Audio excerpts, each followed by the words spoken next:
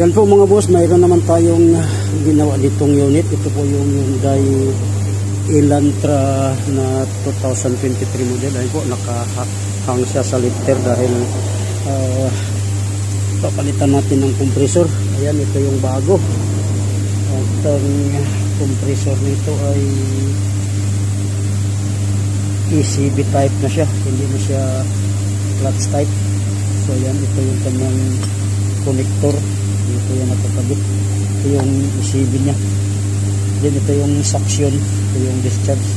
Dito ito yung kanyang plug kapag naglagay tayo ng compressor oil or ating ito-check. Ito na lang buksan natin para rekta na siya. Kaya din ito yung kanyang luma at papalitan natin. 4 ang tornilyo nito mga boss. Numero 12. Ayan. Ito yung kanyang bolt. 4 yan.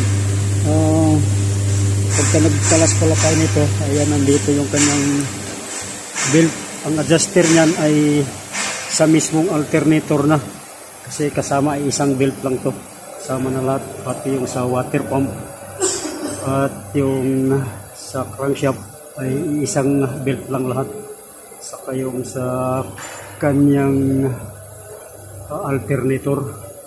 At ayan, ito yung kanyang sakit connector. Ayan, ito yung kanyang hose ng suction, tapos ito yung discharge.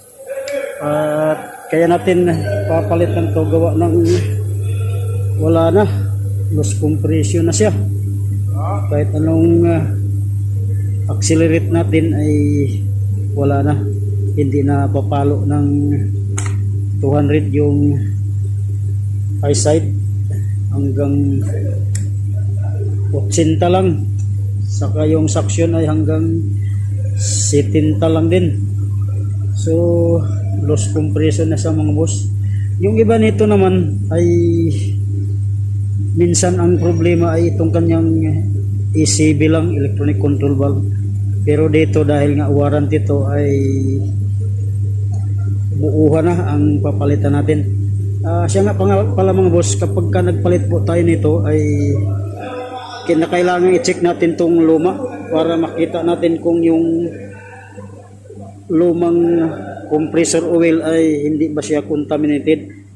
Kapag ka contaminated ay kinakailangan nating palitan na yung expansion valve, saka yung filter dryer, saka bago natin isalpak ay kinakailangan malinis natin yung linya.